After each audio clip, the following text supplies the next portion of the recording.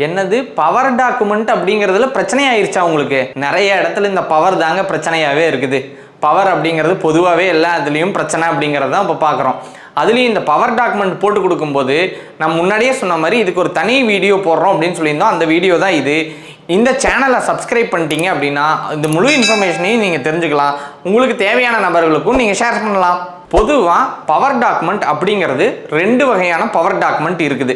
அது என்ன ரெண்டு வகையான பவர் டாக்குமெண்ட் அப்படிங்கிறது தொடர்ந்து பாருங்க, கண்டிப்பாக சொல்கிறேன். முதல்ல நம்ம பார்க்குறது ஜென்ரல் பவர் பாண்டு, பொது பவர் பத்திரம். அதாவது இந்த பொது பவர் பத்திரம் நம்ம ஒருத்தருக்கு போட்டு கொடுத்தோம் அப்படின்னா வீடாக இருந்தால் அவர் டைரக்டாகவே இந்த வீடை விற்கிறதுக்கான உரிமை இருக்குது அவருக்கு. இதே ஒரு நிலமாக இருந்து அப்படின்னா அந்த நிலத்தை அவர் பிளாட் மாதிரி போட்டு விற்கிறதுக்கும் இந்த அதிகாரம் இதில் இருக்குது. இந்த ஜென்ரல் பவர் பாண்ட் கையில் இருந்துச்சு அப்படின்னா அரசு சம்பந்தமான சொத்து விவகாரங்களில் கூட இவங்க கையெழுத்து போட முடியும். நம்ம இப்போ இரண்டாவதா பார்க்க இருக்கிறது தனி பவர் பத்திரம் அப்படின்னு சொல்லக்கூடிய அந்த பவர் பத்திரம். இதை பற்றின டீட்டெயில் என்னன்னு நீங்கள் தொடர்ந்து பாருங்க. இந்த தனி பவர் பத்திரத்தில் குறிப்பிட்ட அதிகாரத்துக்கு மட்டும்தான் அவங்களுக்கு செல்லுபடி ஆகும்.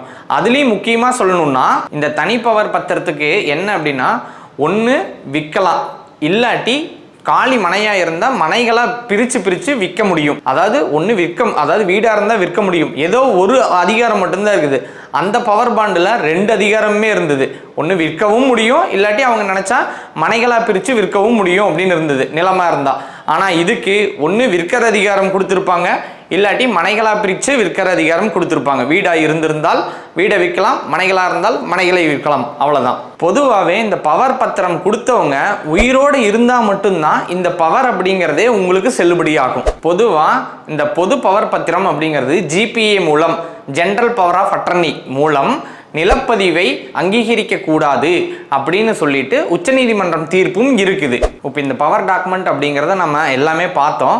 இதில் ரெண்டு விதமான அதிகாரமும் இருக்குது. என்ன அப்படின்னா, ஒன்று நிலத்தை விற்கலாம், இல்லாட்டி அந்த நிலத்தில் நம்ம ஏதாவது விவசாயம் செய்கிறது, இல்லை அந்த நிலத்தை ஏதாவது கடையாக போட்டு பயன்படுத்துறது. ஒரு காலி நிலம் இருக்குது அப்படின்னா அது விவசாய நிலம் இல்லாமல் அதை நம்ம ஏதாவது ஒரு கடை மாதிரி போட்டு பராமரிக்கிறது. அந்த மாதிரி ரெண்டு விதமான அதிகாரம் இருக்குது. விற்கிறதுக்கும் இருக்குது, பராமரிக்கிறதுக்கும் இந்த இதில் அதிகாரம் இருக்குது பவரில். அப்போ இன்றைக்கி நம்ம பவர் பற்றி முழுசாக பார்த்தோம். ரெண்டு வகையான பவர் இருக்குது அப்படிங்கிறத பார்த்தோம். இந்த பவருக்குள்ளே நிறைய அதிகாரங்கள் தனித்தனியாக இருக்குது. இதையும் பற்றி உங்களுக்கு தேவை அப்படின்னா கமெண்ட் பண்ணுங்கள். கண்டிப்பாக இன்னொரு வீடியோவும் நாங்கள் போடுறோம். இந்த மாதிரி தொடர்ந்து நிலம் சம்மந்தமாக உங்களுக்கு சொல்லிக்கிட்டே இருக்கிறோம். நீங்களும் நிறைய டவுட்ஸ் இருக்கும் அப்படின்னு நினச்சிங்க அப்படின்னா கமெண்ட் பண்ணுங்கள். கண்டிப்பாக சப்ஸ்கிரைப் பண்ணுங்கள். இன்றைக்கி நிறைய பேர்த்துக்கு தேவை இருக்கிறதுனால ஷேர் பண்ணுங்கள். பாய்.